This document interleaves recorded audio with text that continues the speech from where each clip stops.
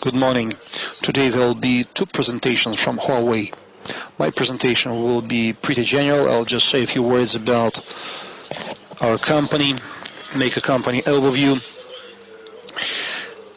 In part, my presentation covers the previously asked question about the relations between OTT service providers and telco companies. More and more OTT providers are coming to the market. Netflix and Hulu have been very successful. They earn a lot of money and they are quite reluctant. They don't want to share their revenues with telcos. So the question is, what's going to happen to paid TV service providers' business? Some time ago, it was thought that there was no need for users to have paid TV subscriptions. It would be enough to subscribe to OTT services, and telcos will only act as pipeline. So very many people will speak about the death of the operator's business. First, I'd like to say a few words about consumption trends. It's obvious today that customers want to have more and more control of what they are watching. They want to be able to record, to rewind, to be able to watch content with the use of different types of devices, different types of screens, not only the 4 screens mentioned before. In many households, there are several TV sets. So household members may want to put content on hold on one screen in order to move to another screen. Therefore, OTT capabilities are becoming more and more relevant. Back-channel capabilities are also very important,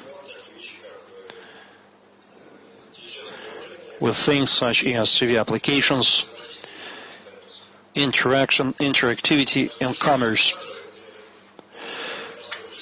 From operators' perspective, many operators' networks are based on different standards. Some of them are satellite operators, others are ground-based cable TV service providers. However, new IPTV capabilities make all those operators to consider changing their business in order to mitigate technology-related risks. On top of that, Internet access allows customers, users, to get hold of different types of content, more content. As a result, operators are looking at developing hybrid TV platforms, which is helped by the availability of hybrid set-top boxes on the market.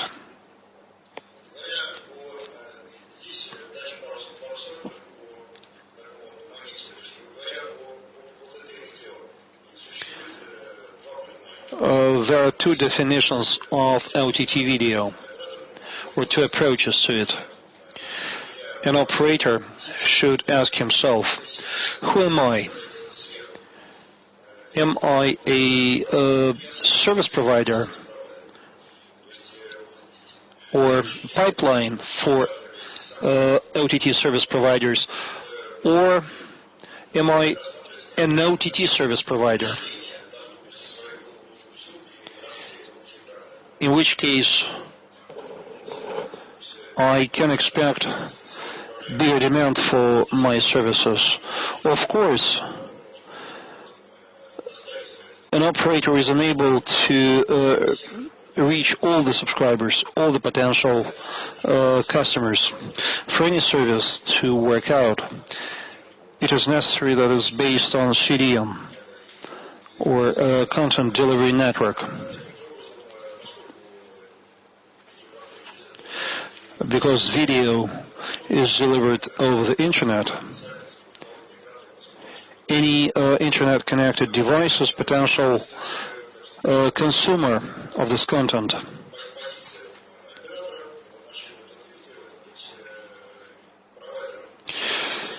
An operator can also only act as pipeline for OTT service providers. Why? This can be interesting to operators, because there are many OTT service providers specializing in developing content. Their content can be more interesting, more diverse than the content available from the operator, capable of yielding bigger revenues. It also allows to earn money on advertisement.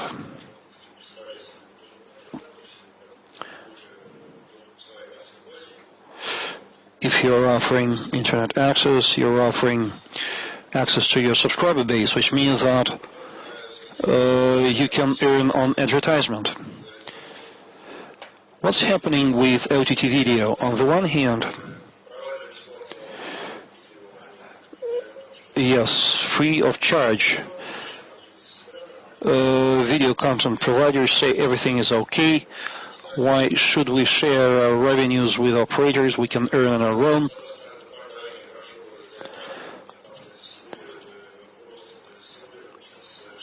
On the one hand, it gives impetus to the development of broadband access business. And most of the operators in our segment are broadband access operators.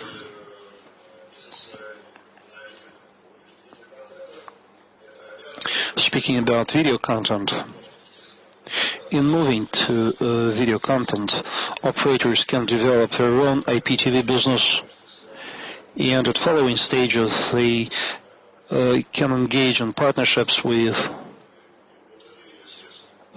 paid OTT video service providers.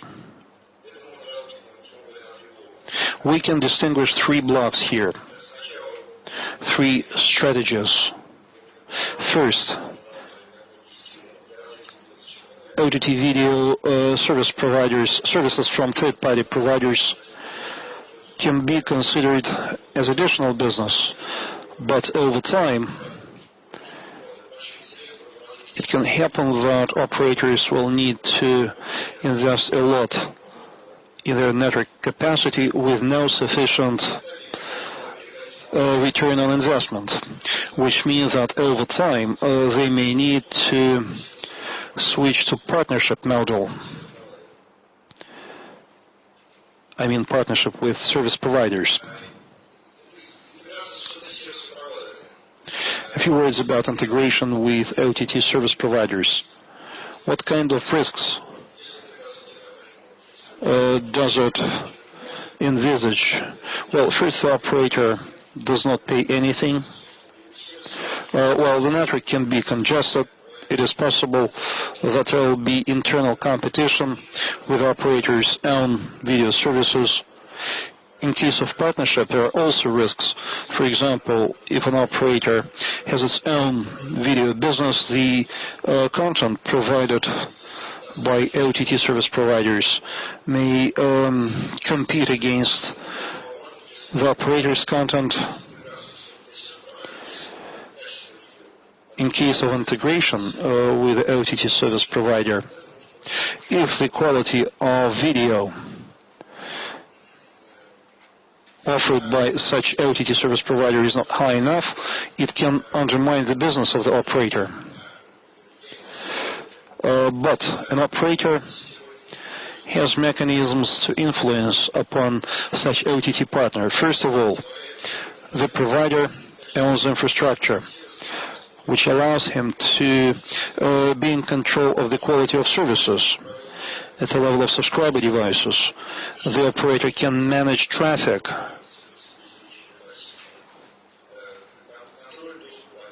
It can control access. authentication and so forth.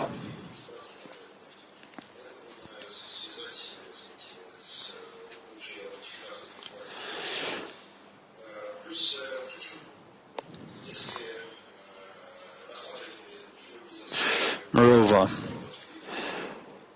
if we look at the video business or paid television business, normally operators additionally offer set-top boxes for customers to have access to additional video services. Normally, the set-top boxes are offered on lease, and it can work out too. For this additional OTT service to look as native service,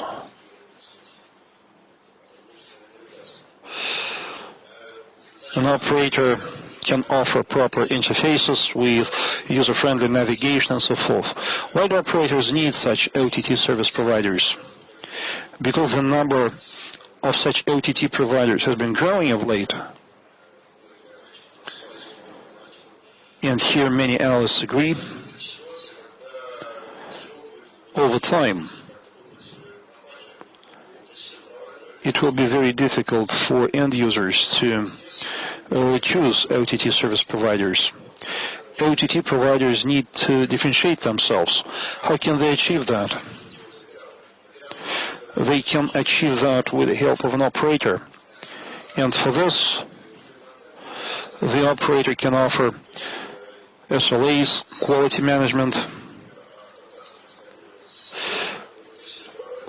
content delivery enabling, things such as automated authentication, integration with operator support service,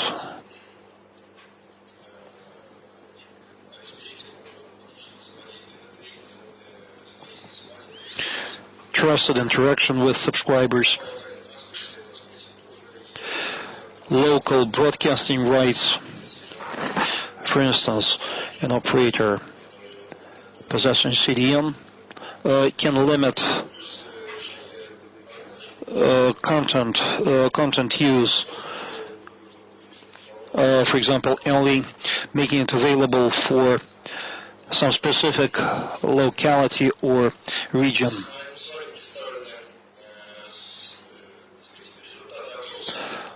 On this chart you can see some results of a customer survey. The first question is, what impedes you from viewing video in the internet?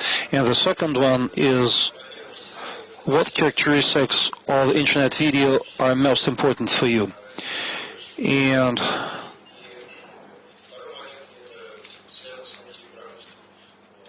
most important factors are service quality and characteristics of the screen.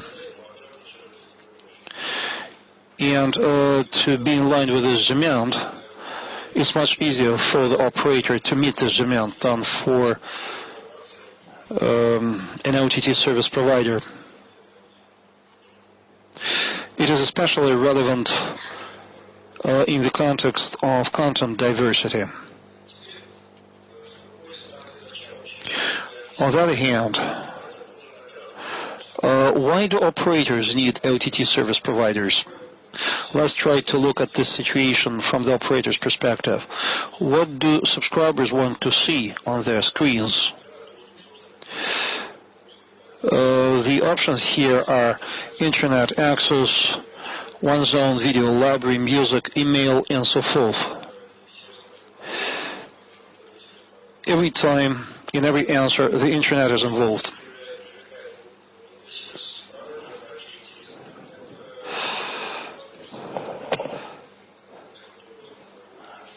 The users want to use OTT services because they want to be able to get services from the cloud. They want more diverse content.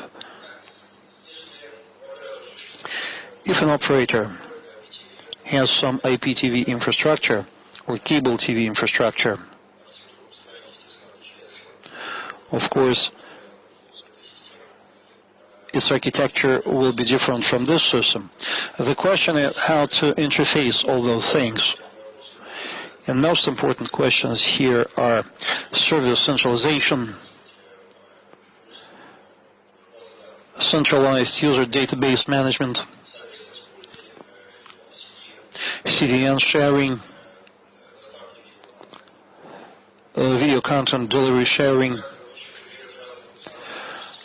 how to integrate functionalities. OTT is great because it supports video on demand, allows for social media integration, applications.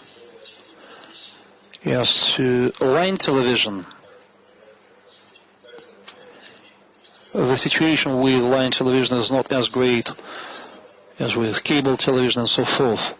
Normally switching from channel to channel is not that great in IP television, which is important to take into account. It can be undertaken by the operator. Another important point, in any such partnership, it's important to take into account the how well established the brand of both OTT and operator is. Does the operator have his own content delivery network? Are there any agreements with consumer appliance manufacturers? Does the operator have a hybrid platform?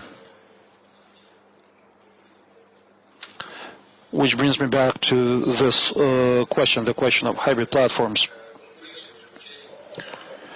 This complex chain gives rise to competition between different players and business models involved in such platform. Every partner has his core business, which can be expanded in any direction. Success factors include everyone doing what he knows how to do best. It's important to be able to offer a lot of unique content, to have significant subscriber base. The volume and scope of any such integration can grow as an avalanche. The bigger the scale is, the more profitable this exercise is, making it more attractive for partners, for advertisers, and thus growing your gross margin. How can an operator become more attractive for partners? It can be achieved through the development of hybrid multi-screen platforms, development of CDN, developing and regulating quality of service, cloud-based B2B services for OTTs, developing multi-screen content protection systems with tools such as DRM, CDN token, and so forth, developing unique ecosystems for TV applications. Today, we see different platforms, different systems. Coming up with unified environments can be very important for success. Making an operator more attractive for OTT partners. Speaking about connected TV and smart TV, Pavel, sorry, we also need to leave some time for questions and answers.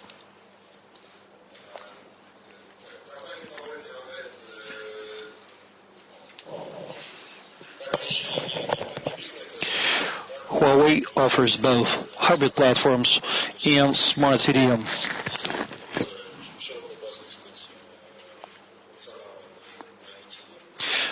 Supporting broad IPTV functionality, multi-screening, OTT, quality control, quality of service, interactive TV, with further migration towards social TV. Here you can see potential revenue models allowing operators, service providers to earn money not only on broadband access and application subscriptions,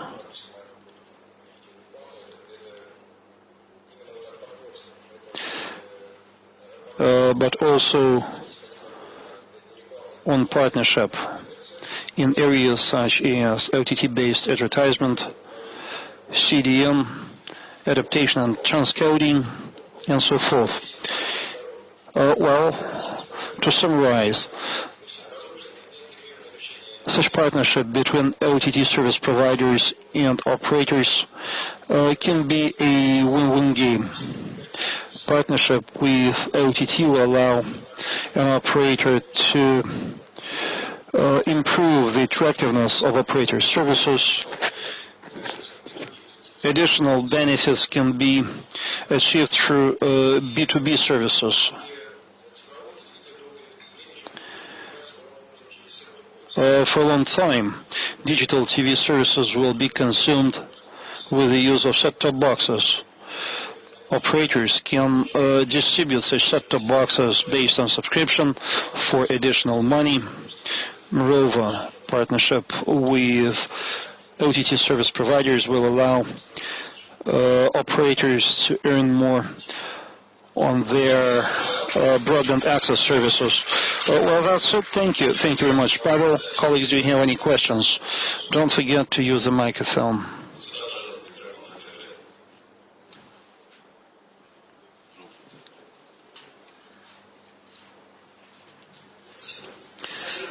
Thank you. I'm Konstantin Anisimov from Parallel.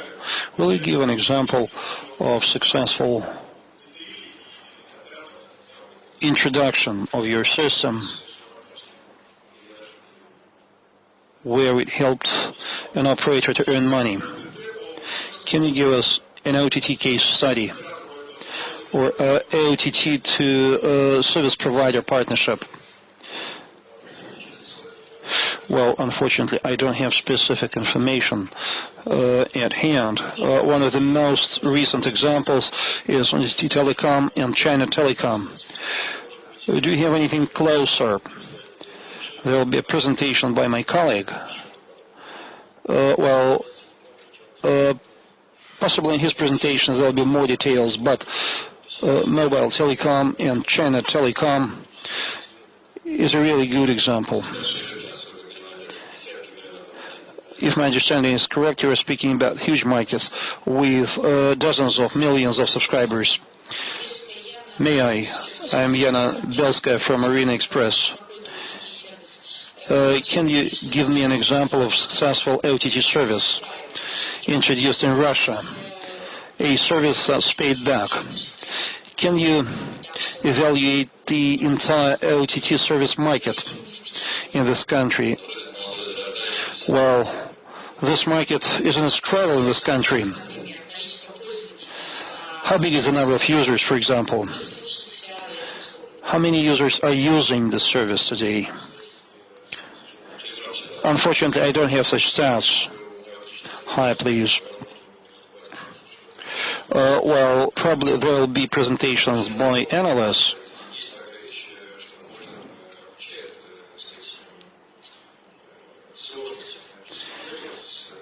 Many people speak about the complexity of this business model.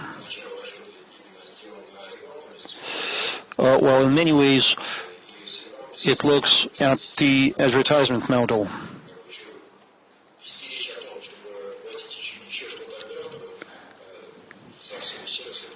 With this model,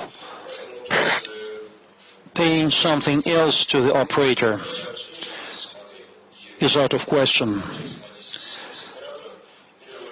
If you want a successful business model, well, I think we should look at some paid OTT services where subscribers are ready to pay for the quality and quantity of content. Well, thank you. Let's say thank you to Pavel once again for his very interesting presentation. The next presenter will be Victor Koish. While he's coming, I have an announcement. Approximately 750 people have already joined our online broadcasting, people viewing us in Siberia, the far east of Russia, and the Urals area. If you send an SMS message to your acquaintances to inform them, possibly more people from Moscow will join us. So we have 220 people in this room and more than 750 online. It means that we have in total approximately 1,000 participants.